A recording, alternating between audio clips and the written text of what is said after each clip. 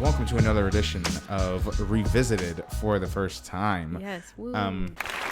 In our first edition, we did the Star Wars original trilogy. Mm-hmm. So we decided to keep this train going and in a galaxy far, far away. And we decided to check out the Star Wars Prequel Trilogy. Yes. And boy, do we have some feelings. For those who don't know, I've never seen most of the Star Wars movies. I saw 2. And I don't remember either of them. So that's why we kind of started doing Star Wars for Revisited for the first time, because John has seen all of them. I was a newbie. So we did the originals. Those were fantastic. And then going into the prequels, you know, I've heard a thing or two about the prequels in my 26 years. Yeah. Oh God, I'm 26 years old. Sorry. I just had a birthday and I'm confused. So I was expecting horse shit, poo-poo, doo-doo. And they weren't that bad. It's an interesting trip down memory lane, and it only reaffirms that no one hates Star Wars movies more than Star Wars fans because they just shit on it no matter what it is. Yeah. Growing up, you hear a lot of the jokes about how bad the prequels are. I will say, Episode 1, not a great movie. It was okay. It was just entirely unnecessary. It was like boring. It was boring. It didn't really serve any purpose to the following 2 movies other than introducing some of the characters. Yeah, it introduced some of the characters, but also like, especially from the first movie to the last movie, just the CG, the quality of it was like 10 times better. Yeah. So it's like, I don't know. It was a little rough going back and seeing it. The one thing I will say that was rightfully shit on, I would say, by everyone was Jar Jar. I hate him. I never want to hear him or see him ever again in my life. He was so annoying and unnecessary. So yeah, I love that as the trilogy went on, we got progressively less and less Jar Jar in the mix. Yeah, you could tell they were learning. Yeah. They're like, maybe people don't like this fucking annoying asshole who's just there fucking shit up. I don't think he had any lines in episode 3. In the third one. Thank God. Yeah, he had a scene and a half in episode 2. But yeah, Jar Jar was just rough. Yeah. What I will give the episode 1 though, the pod race, it was awesome. Holds up really, really well. I wish that was more a part of everything. Yeah. Liam Neeson was great. I wish he had more to do in the prequels.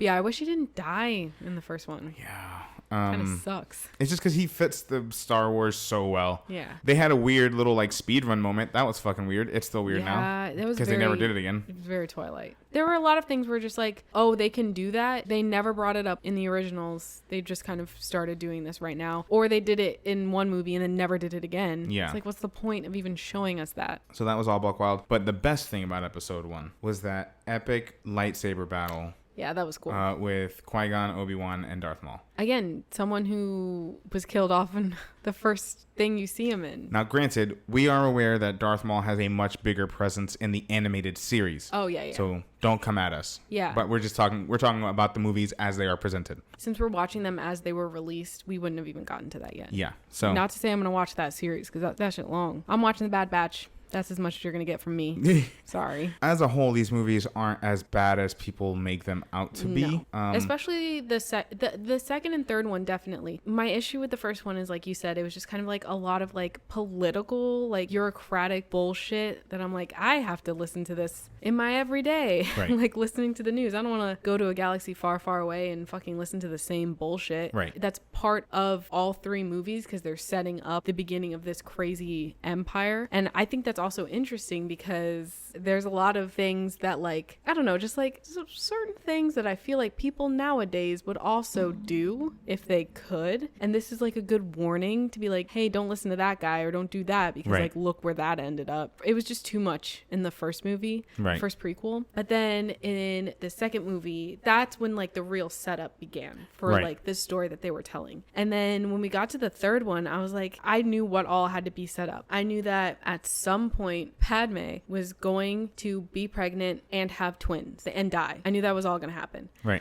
I knew at some point Anakin was going to go bad and kill a bunch of kids. I knew at some point Anakin and Palpatine both had to go through some kind of uglification process. I knew they were both nasty. Damn, you wrong for that one. Nasty, gross men in the original. So I was like, when is that going to happen? So there's a lot of stuff that they had to set all this stuff up in pretty much just like the third movie was when all of this had to happen. So I was going into it being like, oh, well, there's going to be a lot in this. And they did pack a lot in, but because one, it's fucking long, and two, they had a fair amount of setup to begin with. It didn't seem overwhelming. Like, it didn't seem like one thing after another happening. Right. But yeah, I think out of all of them, the second one might still be my favorite. Interesting. Okay. I don't know, because there's still like a fair amount of hope in it. Anakin's not like completely gone. Yeah. But come the third one, fuck. You know what? Come halfway through the second one, fuck Anakin. I don't understand. My friend Catherine, hello. She felt bad for Anakin at the end of the third movie. What?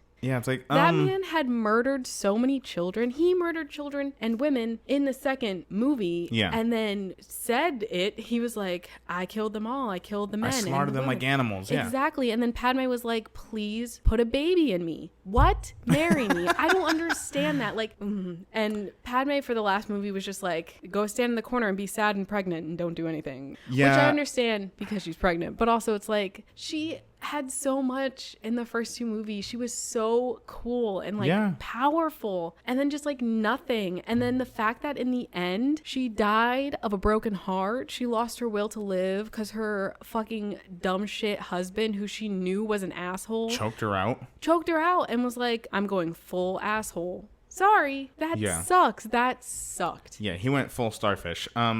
So one thing I will say, I think something that could have helped these movies, if we were to travel back in time. I just think if George Lucas had an additional screenwriter, I think it would have helped, because a lot of what's rough about these movies is just some of the dialogue, especially the bureaucracy stuff, the political drama of it. It was fine for what you need in a Star Wars movie, but some of the scenes between Anakin and Padme were just a little rough to listen to. Yeah. I hate sand. It's coarse and it gets everywhere. It's like, okay, is that flirting? Is this flirting? Yeah, it's like, what the fuck are you talking about? Or like, that sounds like a dictatorship, and he's just like, I don't know. It's just like, overall, I don't know if the preconceived notion helped or hurt the movies for me. Right. Because they definitely weren't as bad as I was expecting, because I'd just been told how terrible they were forever. So they definitely weren't that bad. But also it's like, I don't know. There are still so many things where I'm just like, but that's just going to be anything, especially because it was like a long time ago. Yeah. In a galaxy far, far away. Oh, God.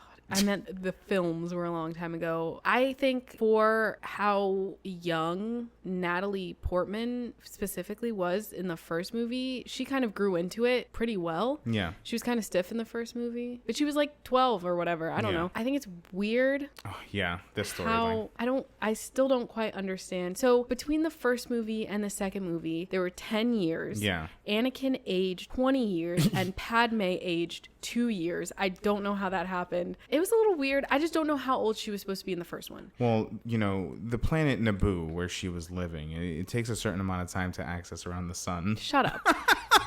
Anyway, so like that was also strange. The fact that she was just like suddenly not the queen anymore also was confusing to me. Yeah, she was like, she stepped down as the queen and was asked to be a senator or something, but they just like mentioned that a while after she was like senator. There's a lot that happened that George Lucas was just like, I'm tired of writing this scene. You need to get to the next thing. I think that's another big criticism of Star Wars as a whole, for me specifically, is that whole like, that's how they started it in the beginning, was just like, here's a screen, read this before we jump into the movie. Right. First of all, I don't want to read. I graduated college so I wouldn't have to read another thing ever again. I don't want to read. But also it's just like, you can't blah, blah, blah through like months of stuff that happened. Like, I don't know what's happening. Yeah. I read it and I still don't understand it. Who are these people that you're referencing? I've never seen these names before. Right. I think it was made to be like, oh, you've already rewatched this 40 times. You know what's happening. This is just like another rewatch. But I didn't know what the fuck was going on. But I will say in the third movie, the CG, which is one of the things that I thought was going to be horrendous throughout all three of them, it was really good. Wasn't bad at all. It was pretty good. Even in the first one, like, I had been hearing how horrible not puppet Yoda was for a lot of the first prequel. He was fine. Yippee! That was another thing. Oh God, that was another horrible thing. Who says yippee? Oh, wait. Only because I can't let it go. It haunts my dreams. There's a fucking scene in episode 1 where the camera is a POV of C-3PO. It's so weird. It was so random. fucking weird. It never happened again. Nope. Bizarre. And yeah, that was just bizarre. Still loved R2. Still the GOAT. R2's one of the best parts of the Star Wars series, film. just Star Wars. He's fantastic. He's so cute. He started fucking flying, and Kendra was like, Again, had he done that before? No, he just started.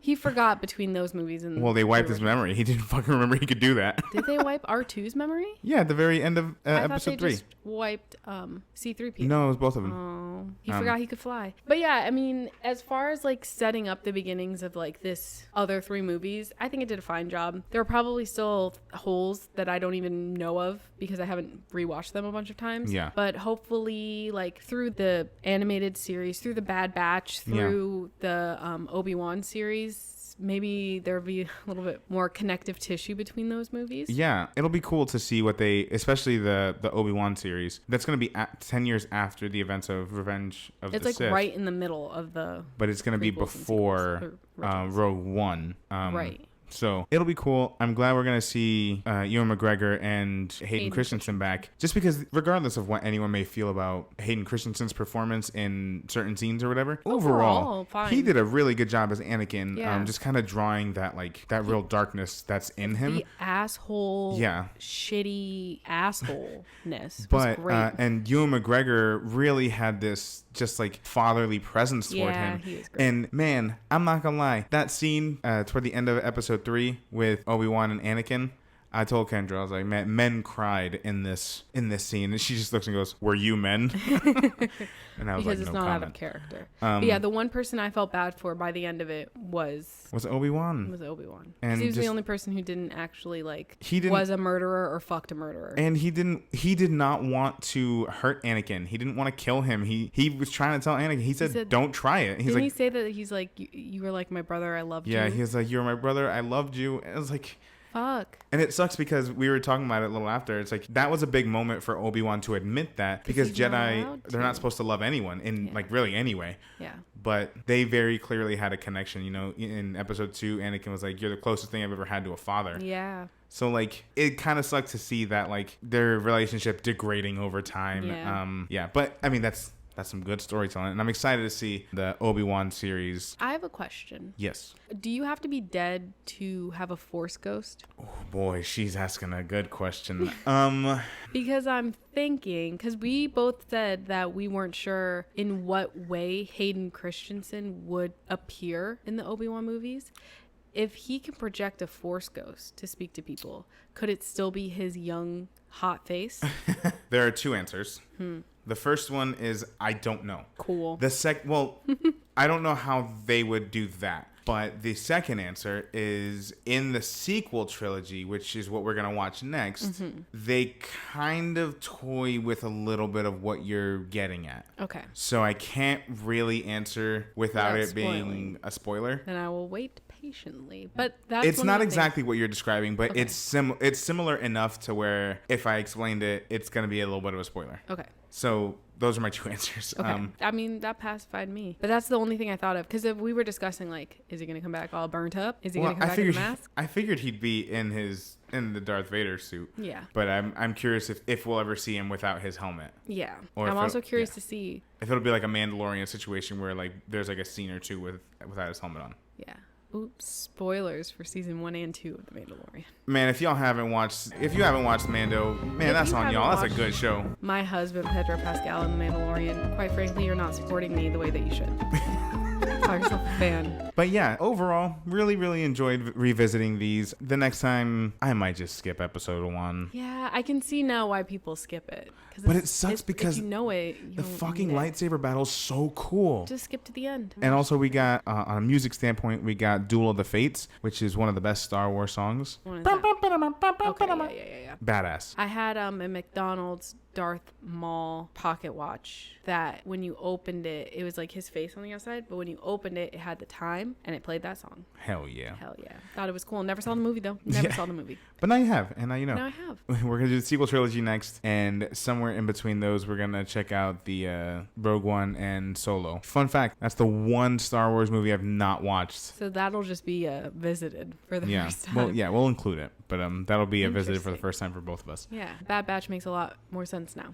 Yeah, and it was cool kind of seeing, well, first off, it was fucking sad seeing Order 66. Yeah. But it's cool how much that, like, we see it come into play in Bad Batch. Yeah, because we see pretty much exactly what they showed in the movie. In the opening episode of Bad Batch, that's the actual audio from the movie. Oh wow! Of the Palpatine speech and so that's pretty cool that they added that. Yeah. So it's kind of cool, like I always come back to this, like enough time will pass where something becomes like good through nostalgia, right? Or meaningful through nostalgia, and also other properties or their storylines, whatever, boost what was originally done. It retroactively makes it better. Exactly. So, and hearing just the one line of Palpatine saying like, deactivate all the fucking droid armies because we don't want them, and then when we watch Bad Batch and we see them all getting smelted, it's just a cool little like added detail, like, oh, this is where this fits in.